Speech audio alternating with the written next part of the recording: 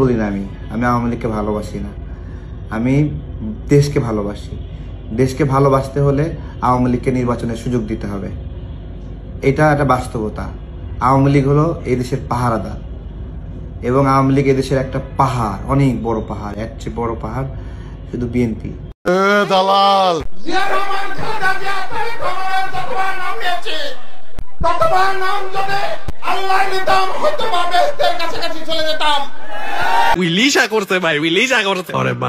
আজকে ইসলাম ধর্মের সবচেয়ে বড় শত্রু হচ্ছে জামাত ইসলাম। আমি গণভোট চাবো পার্লামেন্টে এই স্বাধীনতা বিরোধী শক্তিদেরকে রাজনৈতিক ভাবে নিষিদ্ধ করা হোক। এরা একেবারেই ভণ্ড। আমি বলছি ধর্মকে ব্যবহার করে তারা ক্ষমতায় যেতে চায়, এটা হবে না। আরো 100 বছর সাধনা করলো।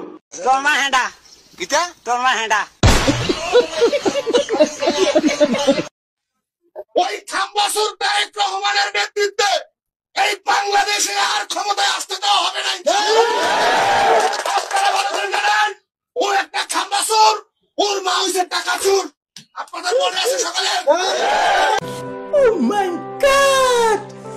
Wow! অনরা আল্লাহরে চাইতে চাইলে 5 ওয়াক্ত নামাজ পড়ন, তৌফিক চাইলে হজ করন, রোজা রাখন, যাকাত দেন। দাড়ি ফেল্লাত ভোট নয়।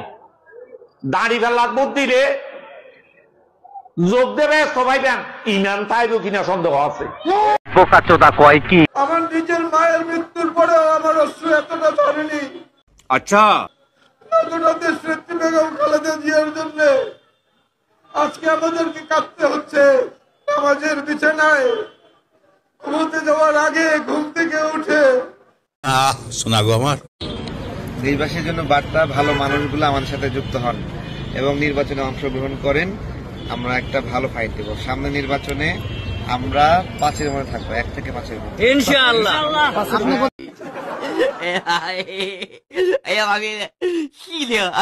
তো আমি যদি বাংলাদেশের প্রধানমন্ত্রী হই, তুই যদি বাংলাদেশের প্রধানমন্ত্রী হস তাহলে দালালিটা করবো কে? আর যে হস আন যেগুন বেচ পাবলিকের কাছে, এগুলো তো তোর লাগলাইলে একদম শেষি এলাইবে, বুঝছস নি?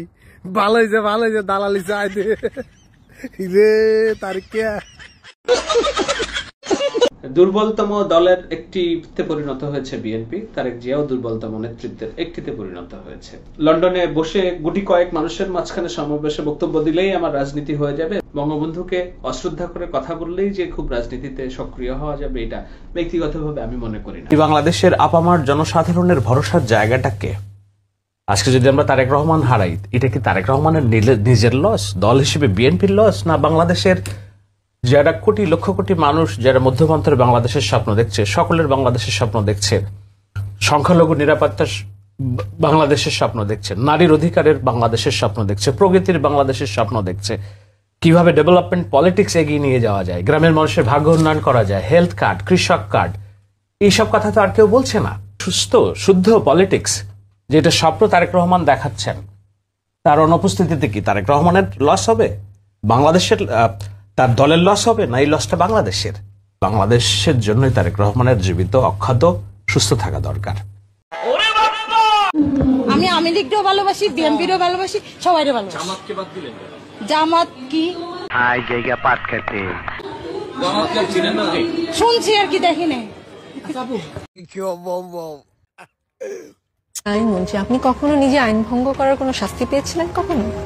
আমার মনে হয় স্কুলে এই কি বলে আপনার পাশের বন্ধুর সাথে কথা বলার জন্য 2-4 বার ডিটেনশন খেয়েছি, কিন্তু এরপরে আইন ভঙ্গ করেছি এরকম বলা যাবে না। আপনি আইনমন্ত্রী, সব কথা জিজ্ঞেস করতেও আপনাকে ভয় লাগে, তারপরেও একদম ব্যক্তি জীবন নিয়ে কি আপনি কিছু বলতে চান? আমি নিজে থেকে প্রশ্ন করবো না, আপনি প্রশ্ন করেন, আমার কি জানতে চান আমি আপনার পারিবারিক জীবন। হায় হায় ইতনা সুকুন।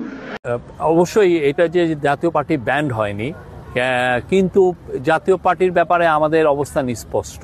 জাতীয় পার্টি যদি ইলেকশন করতে চায় সেটা তাদের ইচ্ছা, বাট আমরা সবসময় বলবো, এটা ইতিহাস বলবে, জাতীয় পার্টি স্বৈরাচারের ভয়ঙ্কর রকমের বড় রকমের দোষর ছিল। আওয়ামী লীগ হেন কোনো আকাম কুকাম করে নাই ওদের সাহায্য ছাড়া। ওদের সাহায্য ছিল, ওদের নৈতিক সমর্থন ছিল বলে আওয়ামী লীগ এই সমস্ত আকাম কুকাম করে পার পেয়ে গেছে।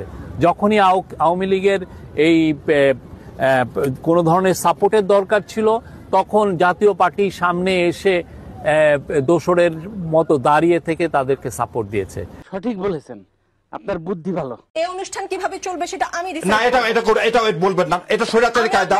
বিজয়ের মাসে যমুনা টেলিভিশনের সেটে দাঁড়িয়ে আপনি বঙ্গবন্ধুকে বিশ্বাসঘাতক বলেছেন। আমি আমার জায়গা থেকে বাংলাদেশের স্বাধীন বাংলাদেশের নাগরিক হিসেবে এর প্রতিবাদ জানিয়ে রাখলাম। আপনাকেও বলে দিই সেটি বঙ্গবন্ধু না, আপনার কাছে হতে পারে। শোনেন, আপনি উপস্থাপক, আগে আমাকে শেষ করতে দেন।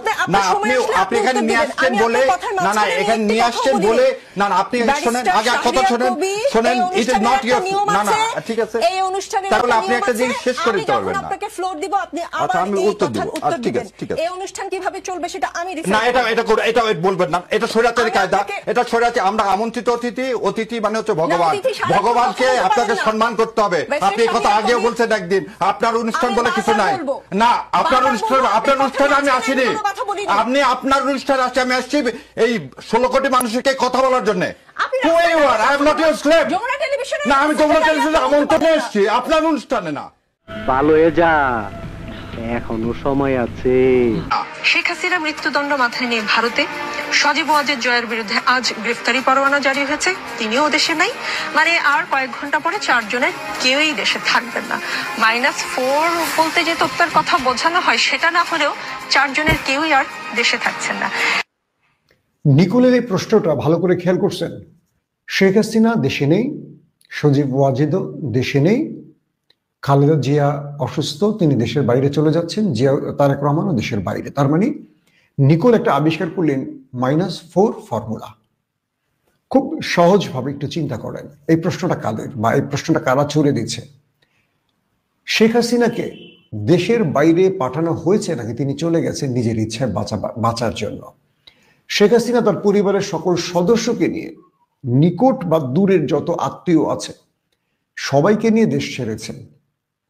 সজীব ওয়াজেদ জয় বাংলাদেশ থেকে অর্থ লুট করতেন, বড় একজন আইটি উপদেষ্টা বা এরকম উপদেষ্টা পদ নিয়ে বিশাল অ্যামাউন্ট হাঁকাতেন দেশ থেকে, কিন্তু ফুর্তি করতেন আমেরিকায়। তারেক রহমানকে দেশ ছাড়া করেছে কারা? 111। খালেদা জিয়া এই দেশ ছাড়েননি কখনো। এখন তিনি মৃত্যু পথযাত্রী একজন রোগী, তাকে উন্নত চিকিৎসা নেওয়া হচ্ছে। কিন্তু নিকোল প্রশ্নটা করলো কি করে, এটা অদৃশ্য শক্তি বাংলাদেশের রাজনীতি থেকে -4 ফর্মুলা বাস্তবায়ন করতে চাইছে। তার মানে হলো নিকোল ওই যে ওপার ভারতের একটা প্রেসক্রিপশন বাংলাদেশে জারি করতে চাইছেন, বা ভারতের হেজিমনিকে নতুন করে একটা কি বলবো রূপ দিতে চাইছেন বাংলাদেশের মানুষের মানসপটে, অর্থাৎ মস্তিষ্কে, যেন বিএনপি মনে করে যে এটা -4 এবং এটি করছে একটি ইসলামিক রাজনৈতিক দল বা বাংলাদেশের অপর রাজনৈতিক দলরা, যাতে করে বিএনপি অন্য রাজনৈতিক দলের সাথে একটা বিরোধে জড়িয়ে পড়ে। খুব সূক্ষ্মভাবে এই উপস্থাপিকাকে ব্যবহার করছে আমাদের আমাদের দেশের শত্রু রাষ্ট্রটির এজেন্টরা। দেখেন তারপরে সে কি বলছে। দেশে আছেন কেবল জামায়াতের 3বারের আমির ডাক্তার শফিকুর রহমান। বিষয়টি কেমন লাগছে জামায়াতে ইসলামের? 4 জনকে মাইনাস করার পর দেশে আছেন কেবল জামাতের আমির ডক্টর শফিকুর রহমান। প্রশ্নটা কোথায় বুঝছেন? জামাতকে এখানে টেনে আনা হয়েছে। ডক্টর শফিকের ওপেন হার্ট সার্জারি হয়েছে, আপনারা দেখেছেন কয়েক মাস আগে। তিনি দেশ ছেড়ে যাননি, তিনি বাংলাদেশের ইউনাইটেড হাসপাতালে বাংলাদেশের ডাক্তারদের দ্বারাই এই রিস্কি অপারেশনটা করেছেন। এখন জামাতের আমির দেশ ছেড়ে যাননি, এটা তার দোষ। জামাতের আমির কি দেশ ছেড়ে যান না? বিদেশে সফর যান না? কয়েকদিন আগে তো তিনি আমেরিকা লন্ডন সফর করেছেন।